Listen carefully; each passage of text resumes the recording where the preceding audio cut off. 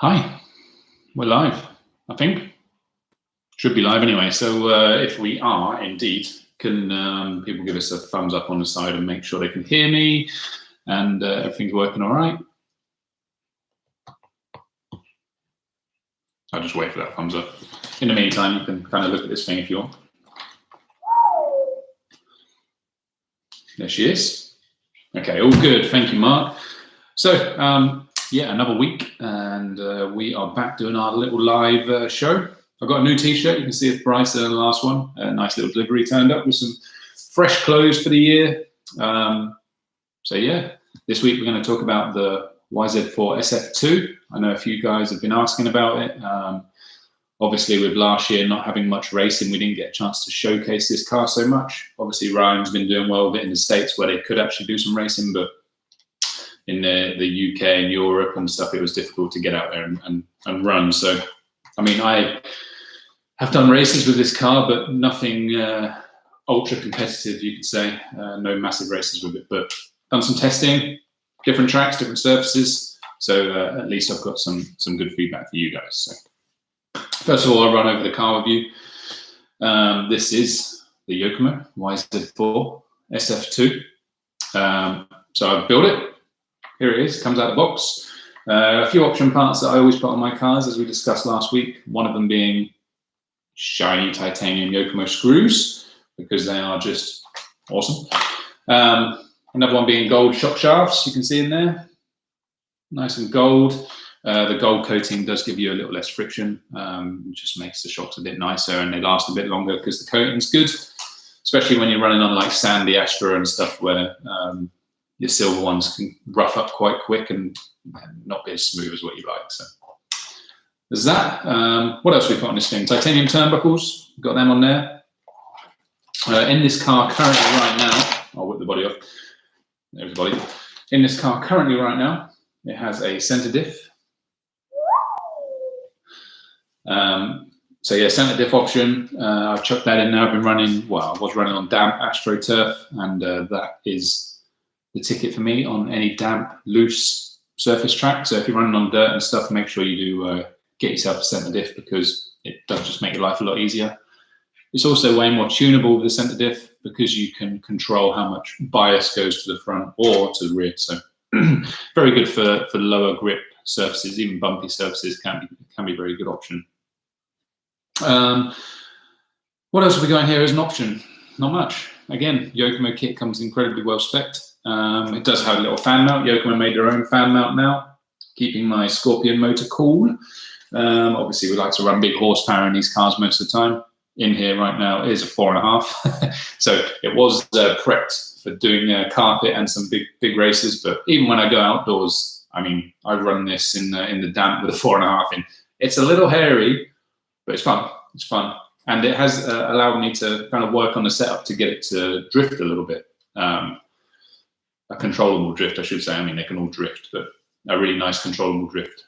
So yeah, one of the other major parts I have in this car right now, and we briefly touched upon it last week, is the Cheap Parts. Cheap Parts are a Swiss company, and the Cheap Parts, they do a front block. So if you can see here, this is the A block. This is what they do. It actually lowers the kick. It hangs a little bit out of the chassis at the bottom, but it lowers or reduces the arm angle in the front. I don't know if we can actually get a good view of it. It's pretty dark, I'm sorry, but basically they're a lot flatter than what you can run as standard. I've tested this and I very much liked it, even in the low grip conditions where generally you want quite a lot of kick to get the weight to transfer and get it to dive around on the front. I actually went away from that. I used the Cheap Parts option, which naturally gives you a bit more support around the front end. And then I tuned it more with shocks and setup, basically. And I actually, I stuck with it even in wet conditions. I know they based it around carpet, so you can really flatten the arm out so the car doesn't rock and roll when you get on the gas and it doesn't pitch on the front when you come off it. That's what flattening the arm will do. It'll help with all that stuff. But yeah, I actually liked it in the low grip conditions. I went back to standard, and although my car felt good as standard, I felt like I could probably get a little bit more out of it using the Cheap Parts options. So that was always good. Always good to find that stuff, and it should be really good on carpet too. So If you are looking for something to try, obviously the car is very good out of the box, as we know. But if you are looking for something to try, nice little option for you. Aluminium servo horn, of course. You know, it's just standard issue these days. We just chuck it on. We don't want to break a plastic one. I've been playing around with batteries recently. I've just signed for a battery sponsor, but I haven't actually announced that yet. But you know, it's for anyone watching. And yeah, I ran lightweight battery and I ran heavy battery. And in the damp conditions, for sure, the heavier battery was better. Just made the car feel more predictable, gave you a more controlled feeling out of it, and it felt like it wasn't going to do anything silly. So the bigger battery was for sure better. This is 208 grams, this one. And the lightweight battery was like 160-ish. So quite a big chunk. I want to get it on some corner scales and see exactly what's going on, but I haven't just yet, but I'll report that when I do. Yeah, of course, my electrics in here are Scorpion, very trusty. I mean, this is like years old now, this speed controller, and still awesome. Same with the motor. It's actually one of my original motors because they've changed the tabs on the more recent ones, but this is one of the older ones. It's still going strong. I mean, it's unbelievable, really. And then Sanwa servo, Sanwa receiver, only the best to make it steer as well. So yeah, there she is, beast. 6 mic tires on there for anyone curious what they are. You can see them, kind of. I know the camera's not the best thing in the world, but you know, good tire in the dry conditions for sure, and it's going to be good on carpet. Not that we can do any carpet racing at the moment in the UK, but for those of you that can, give it a try. The front tire is especially kind of cool, and it fits. It actually fits the wheel. Amazing. We've chucked an LMR wing on there, of course. LMR 27 wing, my preferred outdoor wing. It's always a good wing, that one. It's been out for a while now, since 2015, and yeah, it's a great wing. So one thing I will talk about, body shells. The car comes with the J-Concept stock body. Is it the S2 or something? Similar silencer or whatever it originally was. So that's the body it comes with. And then, of course, we have options. I'll put the car over there for a minute. So there's our first. And then J-Concepts also do the F2. So I actually like running this one on carpet. This one outdoors is good from the J-Concept range, and as a stock body, it's great. But this one on carpet, I really like. It's a bit sleeker, and I've actually cut the body out quite a lot, so it sits super low in the car. I just wanted to get the weight down as much as possible and reduce the amount of aero that the car produces. So when it's actually on there, it's very low. It's cut around the rear gearbox, so it sits down super low on there. I've cut the sides down. I literally squeeze it on. You couldn't get it any lower. There's electronics and stuff in the way. But that was a nice improvement on carpet. But then, of course, we went to the next level. I haven't got a paint one, unfortunately. My paint is still doing it. But there it is, the LMR Delta body. This kind of based on how the F2 felt, I wanted to keep it as low as possible, have a nice front window to give you a good amount of steering, and then just keep everything else smooth and low so you get good aero. And it's the same kind of thing. You can see it sits nice and low. It does tail up. The body tails up naturally, so you get a good amount of steering, but you don't unsettle it by having like no rear aero. When it's painted, it looks super cool. So that's a very good body. It's always my go-to body outdoors as well now, to be fair. I chuck it on. It gives it a little bit more steering, but it just doesn't make it harder to drive, which, I mean, is always awesome. So yeah, look at that. There she is. I think I've answered a few questions there. Setup stuff, I'll have a look at the questions, and then they'll lead to some setup stuff, I'm sure. Plus, anyone asking down the side, ask away. Now is the time to ask. I'll put her over there for a second, or him. Four-wheel drives are normally hims. Right, so I'm just going to check who's on. Now I've stopped blabbering on for 10 minutes. Nobby, he was on earlier. I saw his comment. How you doing, buddy? Yayan, how you doing, mate? Mark's obviously online. Staus, how you doing? Harley, how are you doing? Neil Lewis, please talk about Centre Diff or Astro. Yes, we will do. Manny Pansar, Manny. Philippe, good afternoon, Lee. Hope you're well. Everyone, Team Yokomo. Here in Canada, our confinement has just been extended till February 22nd. Yeah, we don't actually have an end date yet. They don't give us one anymore. They just decide they're going to update us every now and then.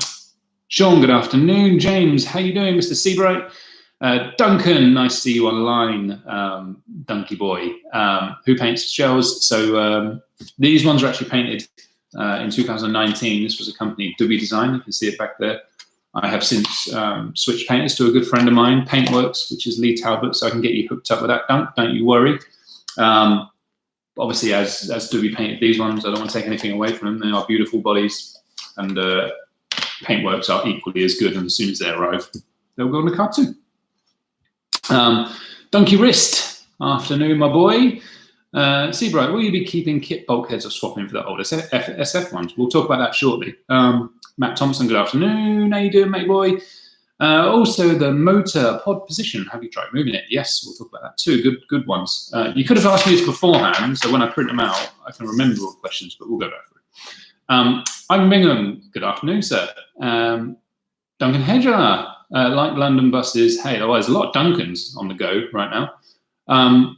And Danny Conway, how are we doing, sir? There's a lot of D's in my chat stream. There's all Dunks and Dannys and stuff. So, wicked. So let's talk about, I'll tell you what, we'll do the ones there first before I read the ones out here. So, Centre Diff Oil. Something I've been playing with recently, as recent as I can. You know, we can't get to the track too often. But I have been running lighter diff oils than I probably ever would in a centre diff in the lower grip conditions. With this car, you know, I think it drives a bit from the rear end. If you get a bit trigger happy, you have a tendency to feel like it wants to over rotate from the rear. So by running a centre diff and running a light oil, in this car right now is 20,000, but running a very light oil will bias the front. So the lighter you go in oil, the more it drives the front before the rear kind of comes into play. So if you run a very heavy oil, like 500K or whatever, for example, or 1 million, it will light kind of all the tires up, but it makes it feel like it's more rear-wheel drive. So in the wet, the nice light one allows it to pull from the front a bit more. It's a bit like having an overdrive without actually having to have an overdrive in it. So I found that it just come out the corner, you could get on the gas because the front would pull it out. It would go a bit sideways if you wanted it to, but if you didn't want it to, you could keep it in a nice straight line. It's also better through the bumps if you allow the front and the rear wheels to work more independently. So by having a lighter centre diff, they can take away some of the bumps and stuff that you can feel, because if it grabs from the front, it then doesn't grab from the rear at the same time because it's kind of locked up. It will work separately and allow the front to kind of roll through the bumps. Same if you ever had the old YZ4, the belt drive car. At one point, Jason Grimes made a slipper thrust assembly for the center, which allowed the front and rear belts to act independently, and it revolutionized the feel of the car, because all through bumps and jumps and stuff, it didn't grab as it landed and then make the whole car buck. It would just like grab the front, and then the front would roll out and the rear would still be fine. So definitely play with that. Don't be scared about going light in oils. Obviously, I haven't run in any high grip conditions yet. Normally, I'd run a slipper anyway, but it will be good to try there too. But yeah, don't be scared. Give it a try. On the same question asker there, Neil Lewis, I do move the pod. Actually, right now I'm in a back position. So it has been a little low grip and not been running on carpet. It's been a bit bumpy. Anytime it's like that, if you get a bit of weight off of the front, I find you just make the car a bit easier to drive. So yes, I do move the position. Yeah, there you go. On carpet, I'd probably go back forward, although it depends on what tyre and stuff you use. The setups are very tyre dependent more than anything these days. So there we go. Moving on from that, there was one more in here who asked it, and I can't remember what it was. It was a good question.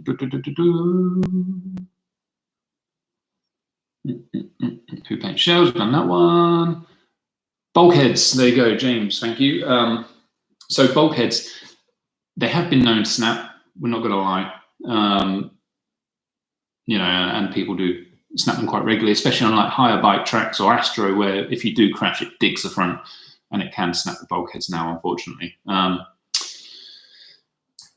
If If anyone's worried about it, stick the old ones back on. Myself, you know, if I was going to a big race, I'd probably be tempted to stick the old one back on. Yeah, I don't want to break it during a run, but I also don't want to crash. So I don't know. I actually haven't broken a front one. I've crashed quite a few times, and it's not broke, but I have seen it happen. I have cracked a rear one though. Must have had a hard hit one time, but it finished. You know, it didn't like completely disintegrate. But you can run the old one. It is a direct replacement. All you do is you take the little plastic shim out that's underneath. That just goes because the old one was included. All that it was the correct height, and then we wanted to add more flex, so we cut it down. If you know what I mean. So you can put the old one back on, take the plastic shim out, and you can just bolt it all straight back in, and you'll never break one. I mean, never broke one of the old ones, and we never broke the prototype of this one, which is so annoying when you're doing a car. You know, we took the old one and we got it milled out so it was lighter. Never broke one. You do it for a manufactured part and it breaks, and it's like, what do you do? Because you've ordered X amount and it's scary, and you've got to fix it. So I know they're working on resolving it and still being able to make them lighter. And yeah, in the meantime, you can run the old one. But there we go. Bulkheads, Danny Conway says. I know Danny is a big fan of the bulkheads. James Seabright, assuming you have kit hexes on the front, did you notice minimal thread engagement of the wheel nut? Yes, but it's not a problem. You know, the way wheel nuts work these days is the only thing that holds them on is the serration on the wheel. So as long as you've got some amount of thread on there that you can, you know, clamp it to the wheel, it's going to be fine. In the olden days, obviously, we relied on the actual locking wheel nut, you know, the nylock in it to hold onto the thread. And you should always, if you're using a nylock one and not a serrated one, you always want about a mil and a half of thread outside of the nylock. Apparently, that's engineering standard.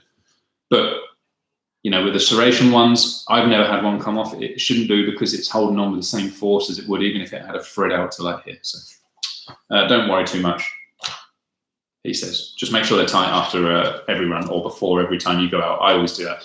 Always front. Front left is the one that's most likely going to come off, if anything, because it comes off under braking. So if it's happening quite a lot, either you've got a bearing failure, you haven't checked your nut, you've spun the hex once, and if you spin it once, then it's going to keep coming off. Because if the nut you didn't check one time, then it spun the hex, it will keep coming off because it will keep spinning that hex. And as soon as it clicks once, it comes off. And the other thing is, yeah, I don't know, nothing else really. Just make sure, maybe you have too much brake. If you've got a load of brake on carpet and you keep jamming on the brake and it like stops on a sixpence, it's going to spin the front wheel off at some point because it just does. It just does. So that's there. We've got some questions over here, which we'll put on the Yokomo YZ2 YZ4 group. Before we started, again, thank you for the guys over there for advertising this and getting involved, and hopefully, you know, this video helps people. I know it's the middle of the day, but it can be used to rewatch. You know, it's online forever, and you can just rewatch it, no problem. Yes, the front will fit. They used to do a left-handed thread one. We don't massively need it anymore with the Yokomo walnuts are very good. Yeah, as you said, no, it can wear in the hub. I actually found it worse. It doesn't happen that much these days, but a lot of cars, the crush washer was actually a bit soft. And as we wrench them on really hard these days, if the crush washer just flexed in a little bit, then the bearing would grab and then it would spin the nut off. So as long as your crush washer's good, I can't talk today. But generally, Yokomo stuff is good quality, as we know. So the questions. Have I ran the SF2 much since its release, and what surfaces meetings have you competed on? So yeah, like we said, I've done bits and bobs where I can. I've run it mostly on AstroTurf. Obviously, the MKGP in the last EOS at the start of 2020, I had bits of an SF2 coming onto the car. You know, it wasn't an SF2 yet, but it was getting closer. So you could say that was how it was run, and it was very good. Obviously, we won the MKGP or the Silverstone GP, the indoor one. We won that, which was great, and then went to EOS. And we were pretty fast at EOS, but I got a new slipper prototype slipper of the new car just before the event, and unfortunately it kept melting. But I didn't realize it was melting. I thought it was something to do with the batteries, like dumping or something. I was losing power towards the end of runs. And yeah, I found out in leg 1, I think it was, when I was third, going on to like the last lap, it's again completely stopped. And then I took some bits apart and saw that it was melting the slipper inside. So you couldn't see it, and it was melting. And then, as it was getting hotter, it was just spinning the slipper pad inside the spur gear. So pain in the ass. But there we go. But it would have been good. Early practices, we were right on pace, like second in P1 and 2, I think. And then we just dropped off a bit because I tried something. We had the new 6-degree caster block at the time, and I was rushing to get it on. I got it on, and like an idiot, I actually put it on backwards, but I had no time to put it the other way, so I just ran it, and it obviously didn't work. But there we go. But it was good. And we've got a few bits coming out for it, which make it a little bit better as well. So hopefully they'll be up soon. And the cheap part stuff. Right. John Mayle. When and why would you run a low-profile LiPo four-wheel drive? Do you add an extra rate while using one? I actually think it would be pretty good on carpet to run a low-profile. If you can get it to last the run, which the ProTech battery, which I've just started using, is very good. It's super light, and it's got high capacity, and it's got good power. So now I can finally get it to finish a run because I'm a bit throttle happy. And my feeling from it on AstroTurf and stuff, I've never really been able to test it much on carpet because I know I could never do 5 minutes with it. But my feeling on it on Astro is it definitely takes away a bit of grip when you run the lightweight battery, for obvious reasons. You've got a lighter car. So it can only be good on carpet because we need that corner speed. We don't want it to dig in so much. We want it to have good corner speed and not grip roll. So I think it's going to be very good. We're going to have to check the weight. Maybe we're going to have to weight up a little bit in areas, but I'm hoping we don't have to because we don't want to run a heavy car if we don't have to, especially on carpet. Ollie DeBell, what do I change with the second hole in the steering plate, Ackerman, and much more aggressive? So you put a picture on, there's the steering arm out here in the wheel. So I generally always prefer to run it forward. It gives you a much nicer steering feel. It's very linear. You do get a little bit more wheel lock with it there, but it is a bit smoother to drive. I have been known to move to the back hole to kind of calm it down initially, but it can be less linear, and it can give you a little bit of a strange feel. I would generally start with it in front, and if you're struggling with the car, gripping too much, kind of coming out of turns and stuff, then maybe you want to move it back. But start with it in the front, I would say. Smoother steering. Alexander, general setup ideas, what to try, maybe for someone that is new to the hobby. Is kit set up more for dirt? Set up for someone older guys, they struggle with aggressive steering on the SF. Is it gone with the SF2? The benefit are the new steering post position, basic setup, dry Astro, wet Astro. So lots of questions in a question. We'll try and answer them all individually. So, I mean, the kit comes. You can build it to pretty much any spec you want. You change the diff oils, you change the shock oils, you change shock springs, roll bars, and you can make it work on anything. If you're struggling for steering, the easiest way to get rid of steering is to reduce the amount of actual throw that the car has. I'm not talking about setup here. I'm just like literally take away steering lock. If you take away steering lock, the car becomes much easier to drive, and you can do that, quite effectively using your radio. One thing I do sometimes, more on two-wheel drive if I'm in low grip, but it can work on a four-wheel too, is where the steering arm meets the caster block to stop it, in theory. You can actually kind of glue a little spacer on there, like a 1mm spacer, and then you can take it up to the throw each way. Obviously, it's not quite factory, but it works. Other than that, stiffen up your front end, make the front end feel numb, stick a nice thick front roll bar on there. It's probably more beneficial to do the roll bar than actually the thickening of the front end, because if you do stiffen it up too much, it just makes it crap on jumps and bumps. So try and get a 2mm front roll bar up there. You can, if you're on like dirt, increase the caster. I know a lot of people can struggle with it initially on dirt.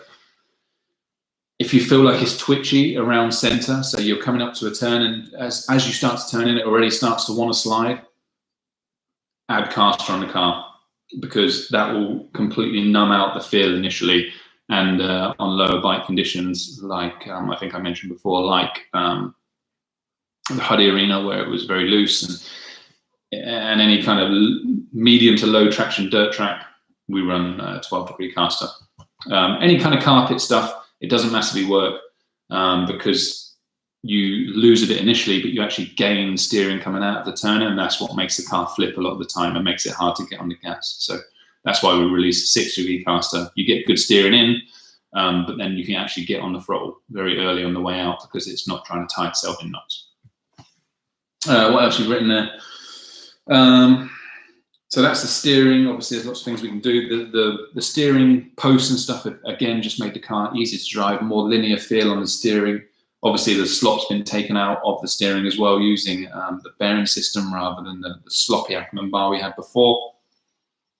The basic setups, I'll just write setup sheets for you guys. I say I'm working on something new and I'm trying other things. I will do setup sheets when I can for you. Thick chassis, thin chassis is always a good one to ask. I actually prefer the thick chassis if you're outdoors on bumpy tracks. I like it because it makes the suspension work more. With the thin 2mm chassis, I think it flexes around the chassis too much. You don't actually get the shocks working. Whereas with the thick one, 2.5mm, it makes the suspension work, and it's better on bumps, basically. AstroTurf, so I'd run the thick one for Astro, and then I'd run the thin one for carpet, where you need that kind of flex to make it go through the corner fast. Eric, on his SF, he ran a shorter, cowl-free shocks and a lower tower. Have I tested it? Well, I mean, this car has a lower tower anyway. So yeah, we tested it. There it is. So yeah, I actually tested it. Cool. 2 years ago now. 2 years ago, we ran a shorter rear tower, and yeah, it's what we used on carpet for quite a while.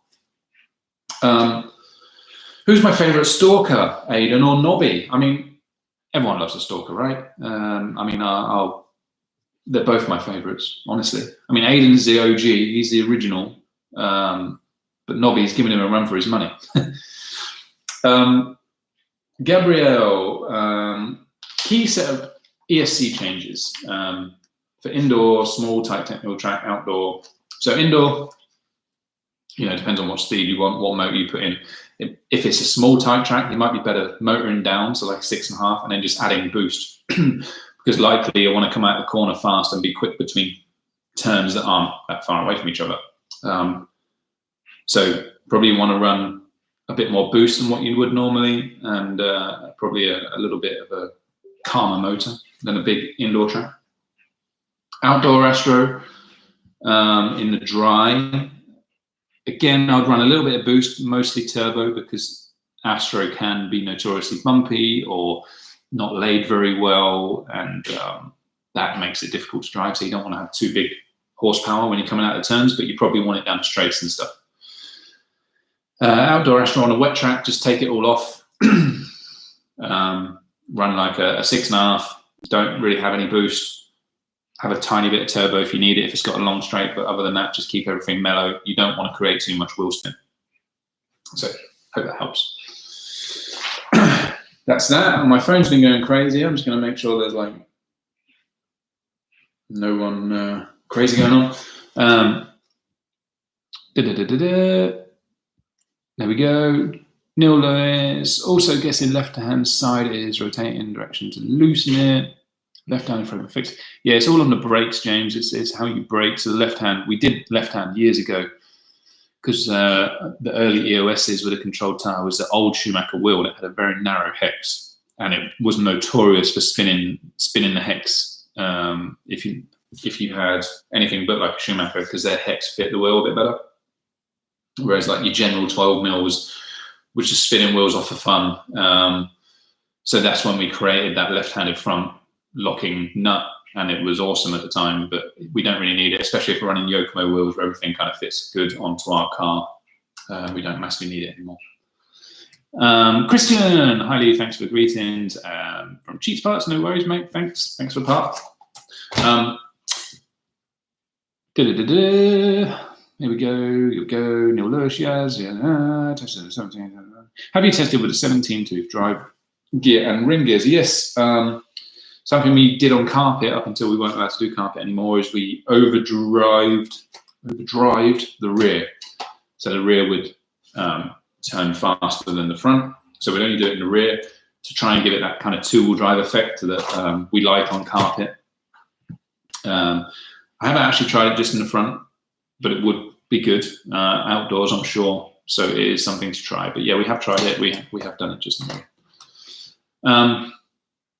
Yeah, I think that's it. We've cracked on for half an hour. I hope everyone kind of enjoyed watching. We've gone over the car. If there's anything else, obviously we're going to have another video next week. I don't know what you want me to talk about next week.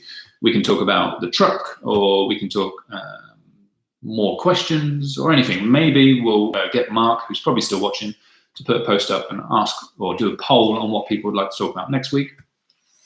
It'd be great to do this weekly, as I said, and just help everyone, especially when people start get racing again. They can post a setup online and say, look, I haven't got enough steering, or I haven't got enough rear end. Can you help me? And then we'll do the video. We'll have the setup sheet. We'll talk through it, how I think you can improve your car and how to make it better for you. So it'll be a very personalized service once a week. So you can race at the weekend, work a setup out, see if you can get it to improve, and I can help you to do so. So, yep. So Mark said he'll do that. Perfect. Yeah. Guys, thanks for watching. I appreciate it. Visit Yokomo. We've got some brand new products coming out soon. Have a look at my Facebook page. Message me anytime if you need help or advice. Yeah, and just let me know. So go and follow our pages, official Yokomo site. It's official Yokomo. There's Team Yokomo. Go and follow them all, and we'll keep you up to date with all the new things that are coming out as we plan to really hit it in 2021. So thanks, everyone, and I'll see you all very soon.